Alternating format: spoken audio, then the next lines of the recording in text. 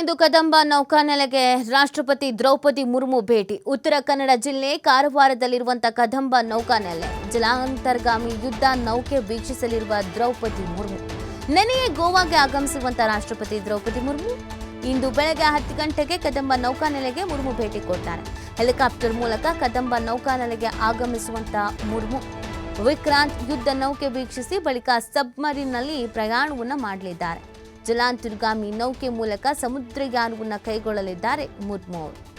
ರಾಷ್ಟ್ರಪತಿ ದ್ರೌಪದಿ ಮುರ್ಮು ಭೇಟಿಯನ್ನ ಕೊಡ್ತಾ ಇರುವಂಥದ್ದು ಕಾರವಾರದಲ್ಲಿರುವಂತಹ ಕದಂಬ ನೌಕಾನೆಲೆ. ನೌಕೆಯನ್ನ ವೀಕ್ಷಿಸಲಿದ್ದಾರೆ ಖುದ್ದಾಗಿ ದ್ರೌಪದಿ ಮುರ್ಮು. ಇವತ್ತು ಕದಂಬ ನೌಕಾನೆಲೆಗೆ ರಾಷ್ಟ್ರಪತಿ ದ್ರೌಪದಿ ಮುರ್ಮು ಭೇಟಿ ಕೊಡ್ತಿರುವಂತಹ ಹಿನ್ನೆಲೆಯಲ್ಲಿ ಸಹಜವಾಗಿ ಸಕಲ ರೀತಿಯಾದಂತಹ ಸಿದ್ಧತೆ ವ್ಯವಸ್ಥೆ ಭದ್ರತೆಯನ್ನ ಕೈಗೊಳ್ಳಲಾಗಿದೆ.